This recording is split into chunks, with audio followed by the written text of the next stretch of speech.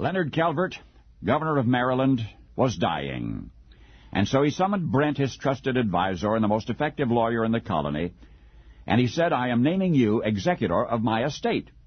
And then he was gone, leaving Brent to untangle a most perilous chapter in Maryland's 13-year history. And this is how things stood.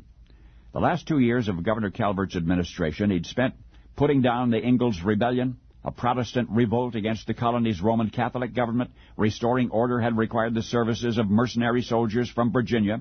Mercenary soldiers? Anyway, the revolt had been crushed just before Calvert's death.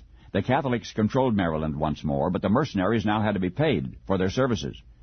The governor's final instructions to his newly appointed executor were actually these 4 words: take all, pay all.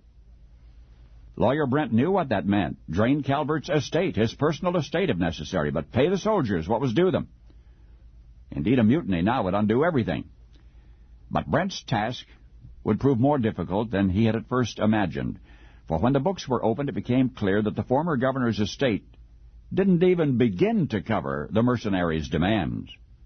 A deft diplomat, Brent first calmed the restless troops, assuring them that they would receive the cash and the food they wanted. Next, since Maryland was then suffering a severe shortage of corn, the attorney procured a sufficient quantity from Virginia to feed the soldiers. And finally, the coup de grace. Brent, poring over the whereases of Governor Calvert's legal situation, discovered that he, Calvert, held the power of attorney to act for his brother.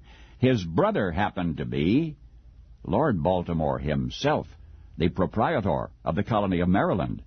And since Brent, as Calvert's executor, had inherited that power of attorney, and since Lord Baltimore was back in England and not present to protest, Lawyer Brent now had the authority to sell as much of Lord Baltimore's colonial property as was needed to pay Governor Calvert's mercenaries.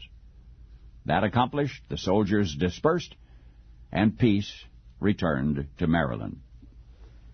But then January 21 of 1648, Brent stood before the Maryland Assembly and declared, long story short, "I am Lord Baltimore's attorney. I have cleaned up your mess for you. I'm a colonial landowner myself. I want the right to vote in this assembly." And the assembly said no. Said no. So frustrated and disillusioned, the barrister packed up and left Maryland, never to return. For Brent, the governor's executor, the proprietor's lawyer, the brilliant legal mind and public relations expert, Brent, who finessed Maryland out of a sure disaster, was Margaret Brent. A woman. And as a woman, she could not be permitted to vote in Maryland's assembly, nor anywhere else. American history ought to recognize Margaret Brent for all she did and for all that she was. America's first female attorney, America's first feminist, and so much more. And yet instead she is honored, but only in footnotes, and only for the one failure of her life. And that is in merely asking for the right to vote, even though she was refused. Margaret Brent is best remembered as America's very first suffragette.